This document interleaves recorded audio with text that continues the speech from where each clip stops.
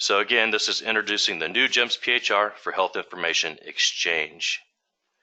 So today's topics we're going to cover is obviously health information exchange, how it affects and relates to MIPS, and then the application itself, and what we've done to enhance it and kind of try to streamline the workflows for you.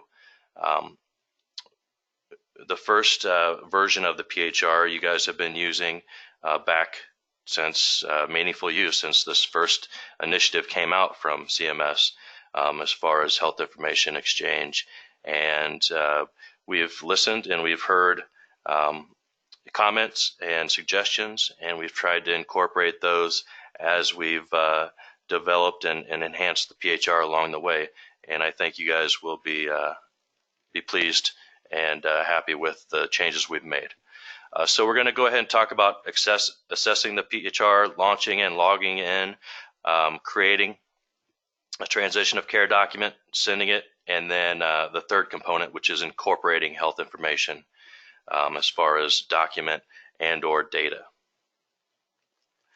So to get started, we're going to talk about health information exchange. There's two objectives for calendar year 2019 for MIPS. They combined two of the measures for 18, so now there's just two instead of three as there was in previous years. So the first one is support electronic referral loops by sending health information. Both of these health information exchange measures are required. This one states for at least one transition of care or referral to a provider of care other than a MIPS eligible clinician, the MIPS eligible clinician must, one, create a transition of care record using the certified EHR technology, and component two, they must exchange that electronically through the transition of care record to the other provider. Important note, so part of the changes for reporting MIPS for 2019 was a scoring component to the promoting interoperability category, and they have broken down the required measures. So each one of these health information exchange measures are will achieve you up to 20 points of that total category score.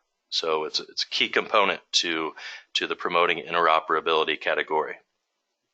The second measure is for at least one electronic summary of care record received for patient encounters during the performance period for which a eligible provider was the receiving party of a transition of care referral for that patient encounter during the performance period in which the MIPS eligible clinician has never been encountered the patient before. The MIPS eligible clinician conducts clinical information reconciliation for medication, allergy, and current problem list.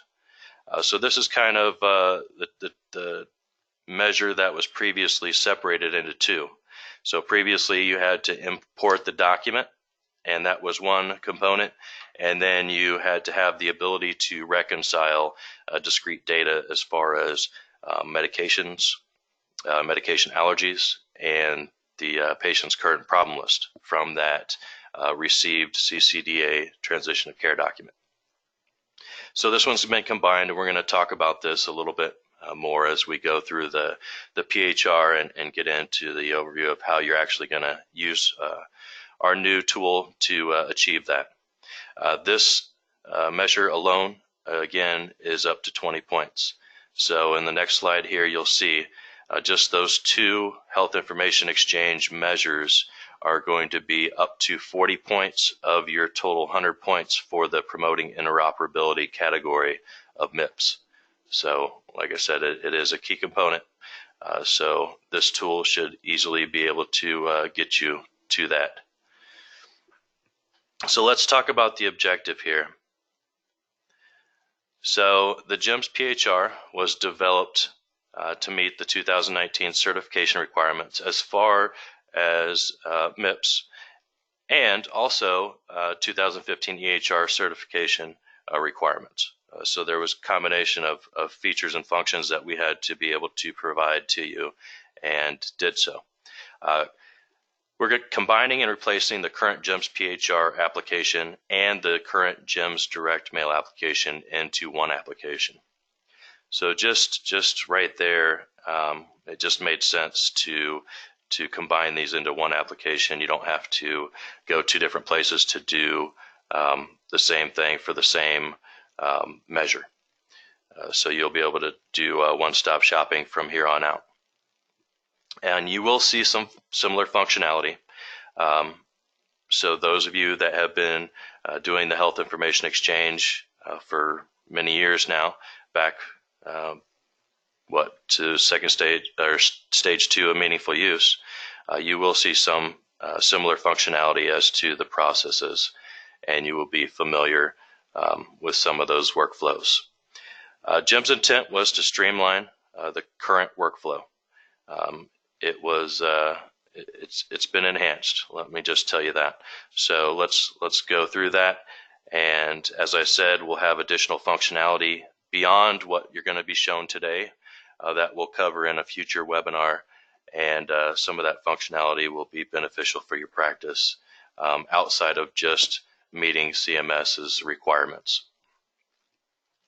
Overall, we know this is a tool that was developed to achieve the government's initiative to have the ability to create and transfer standardized patient health information in the form of a CCDA, and to be able to transfer that from one clinical setting to another via direct messaging.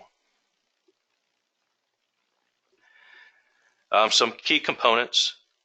So maybe a little bit more information for some of you, but just so you guys have kind of the background, the CDA, the continuity of care document specification, is an XML-based markup. If you think of a document having the CCDA having two components, XML and HTML. So the HTML we're probably more familiar with, and that's going to be like the color and the formatting of a document. Well, the XML is kind of the meat and bones underneath the skin. That's going to pull in all the codified information, such as the patient's demographics and medications and allergies and diagnoses, all of the information that's actually helpful for us. That specification is a constraint on the HL7 clinical document architecture, which we had to follow. So when you talk about the formatting, that's all standardized, and as some of you know who's asked in the past, we cannot change that at this time. So the PHR creates CCDAs, and this is a complete architecture used to create documents and template methodologies for specific documents, such as the transition of care document, which most of you have been utilizing and creating for many years now. Direct mail is a technical standard for exchanging health information between healthcare entities. It's a trusted network. It is secure, easy to use, inexpensive, and approved for use by national recognized experts and organizations. Most of you have been using that for many years as well. So let's talk about the PHR specifically, and the functionalities that you are going to cover today is exporting, creating and transitioning those documents to another setting of care, and importing those documents and data. So let's look at resources before we jump into the new application. So once you are upgraded or set to be upgraded, we have two forms of documentation. One comes in a quick guide that's basically going to cover a little bit more information than we're covering today, but it's focused on how to get you through health information exchange as far as CMS's requirements, and all of the options to do that quickly through our new GEMMS PHR. I think it's a 30-page overview that we tried to make it a very easy read for you. We also are going to supply you with the full GEMMS PHR user guide. This is a 70-page document that covers the full functionality and all of the features of the PHR, which is very robust. We will also be creating a GEMS informed video tutorial, and this will go through what we're covering today with a little bit more detail, and obviously live on the application, and all of the options to create the transition of care documents and send them, as well as incorporate the health information. Last but not least, the GEMS PHR support mail address. So as this is a function of MIPS primarily, you guys will be able to submit all of your questions, any comments to this email address. All right, so let's jump into accessing the GEMS PHR. First of all, the icon hasn't changed from the original GEMS PHR, so you are going to be easily recognizing that. And what has changed is obviously the combination of what that icon does. So once the application has been installed, you're going to look for the icon. If you do accidentally or purposely click the existing GEMS email icon, you'll no longer access your direct mail inbox from it, and it'll prompt you with a message that you need to go through the GEMS PHR icon. So you're going to get to the login screen, and you're going to see a new splash screen where the same data is required as far as the environment, your company. The username and password is still going to be tied to your GEMS 1 username and password, so you'll be able to access it that same way. The login, these are the requirements, and then obviously you're going to accept that. When you are updated to the new GEMS PHR, everything is going to carry over. So all of your usernames, any users that were previously or currently set up with a direct mail address, their security settings, everything is going to carry over. So you won't have to do anything unless you have new providers or new users that you need to set up. Creating a transition of care document. So once you launch and log into the application, you're going to see the full GEMS PHR with tabs across the top, from PHR to mail, and like I said, additional features. Today we're going to focus on the PHR and the mail tab. Starting off with the mail tab. When you click on mail, to initiate a new message, you click on the mail button, and that's going to give you the option of direct or email. Now, you won't necessarily get the email option unless you have configured the PHR with your internal Outlook email account. So if that has not been configured yet, you will just get the direct option. So you're going to select direct, and for most of you, this screen looks familiar because it simulates your existing inbox. So once you select the direct mail message, it's going to open up and initiate a new message. You're going to click on the CCDA button, and that is going to open up Create CCDA window where you can search for your unique patient. Here you can create or select what type of document you want, and you have the option still of CCDA, summary of care, and then the transition of care. You can also have the option to review the data and mark it as confidential. These were requirements for certification.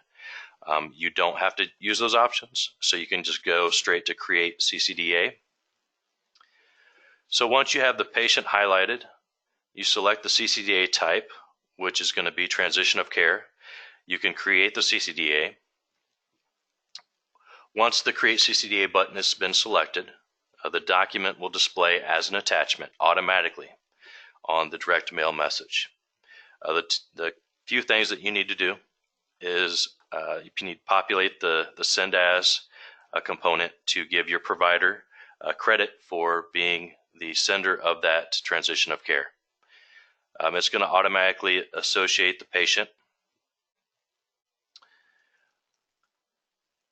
Sending a transition of care document. So now that we have the attached document and we have send as, we need a recipient. So we're going to populate the recipient just as you currently do. So for anyone that's currently doing, you're going to be familiar with this. You have 5 different basically address books. And the first one is your suggested contacts based on your previously sent recipients. You have your practice address list. This is going to be your providers that have been set up with direct mail addresses. You also have your personal address list, which is specific to the user that's logged in. You have a global address as well that is globally used by the practice and controlled by the practice.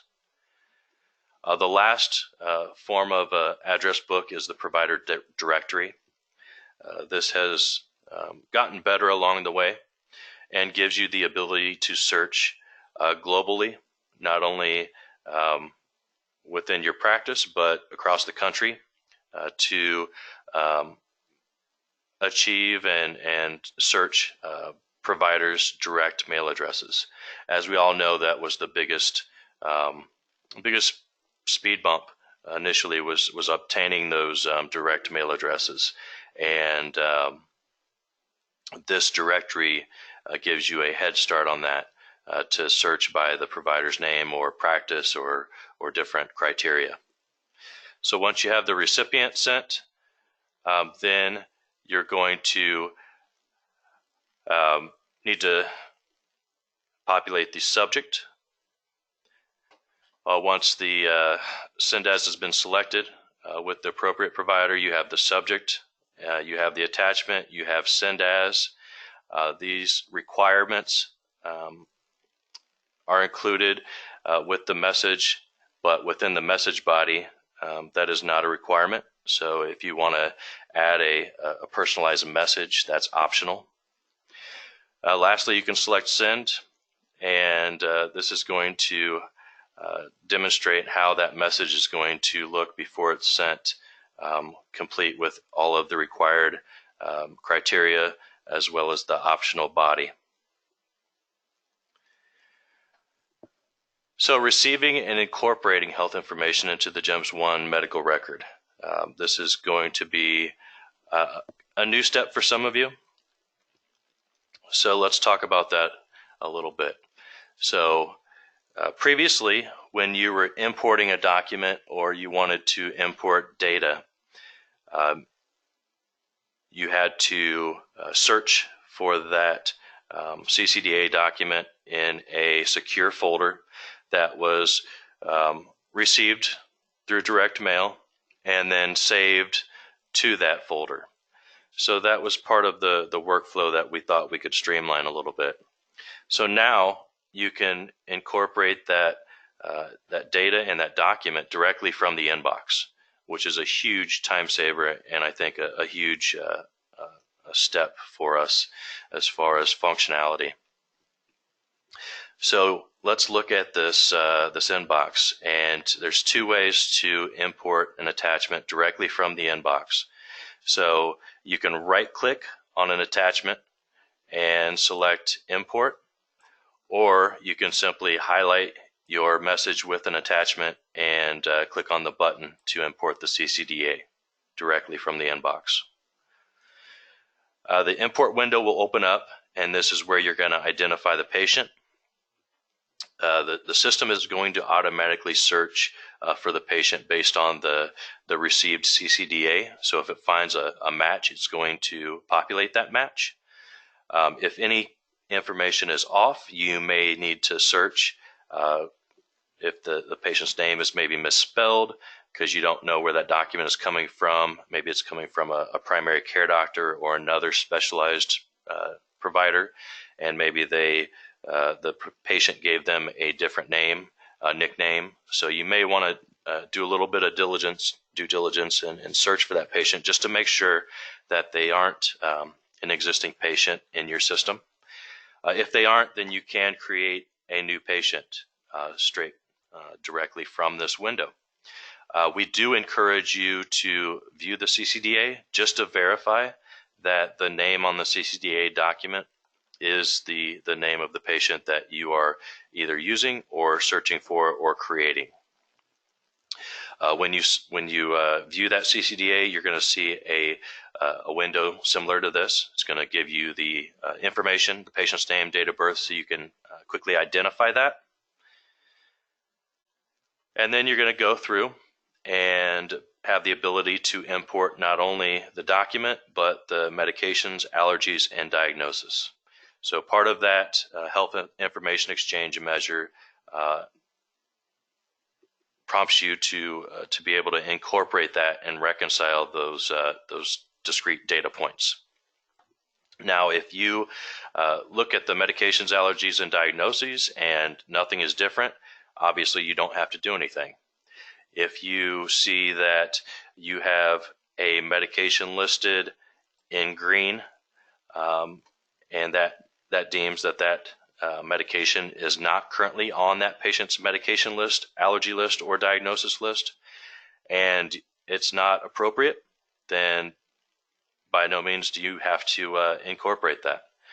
That's up to you, and we are just giving you the tool and the ability to reconcile and incorporate those components.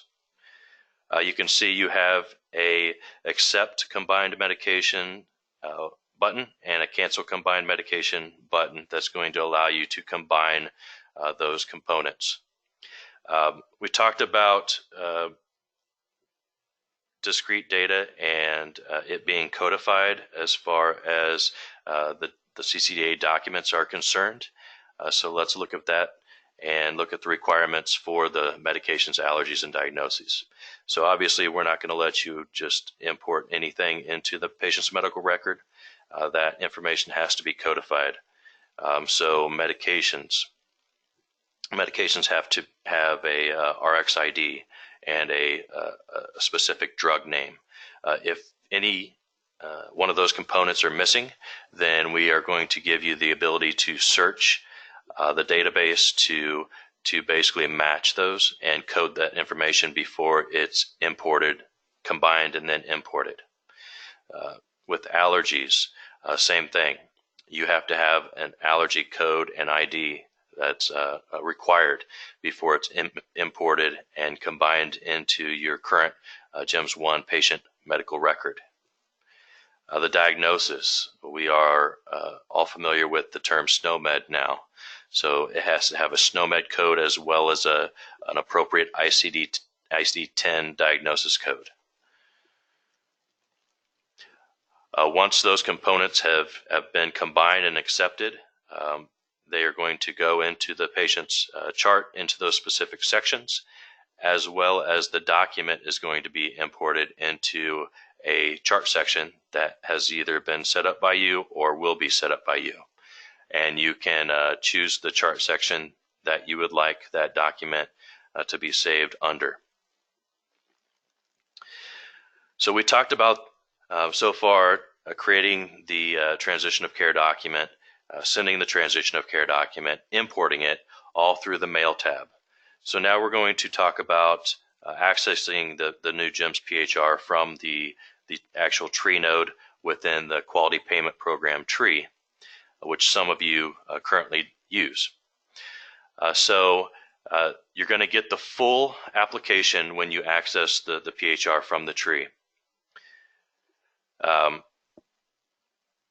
It's going to launch, as we've been noted, there's going to be additional features that you more than likely are going to use in the future. Just as before, it's not going to require a password or a login, so it's going to know who you are. It's going to identify the patient underneath the PHR tab. It's going to default to the PHR tab, which you see. So under the PHR tab, if we're going to create a continuity of care document through this option, this is a totally new option, and it's going to actually launch a wizard. So it's going to begin what we call the export wizard, which again, we tried to streamline these steps for you. So it does create the transition of care document for the associated patient that you access the PHR from their actual chart. After selecting the continuity of care document, the export wizard is going to launch, starting the creation and export process. One key component to the export wizard is it's going to automatically tie to the providers, so the referring provider and the related providers listed in the patient's demographics, which we'll touch on in just one moment. So you're still going to create or select the CCDA type that is going to be selected that's tied to a template. So we're always going to select transition of care. You have the option to skip advanced options, which gives you the ability to select specific date criteria to create, and that will affect the data that is contained in that document. You have the ability to review that data, each section, and either select or deselect components. But as we know, more than likely we're going to want a complete document when we create that transition of care document. So majority of the time you're going to skip those advanced options, but they are there if you need them. The export options, this is going to open up 4 components of exporting. So the first option is save options.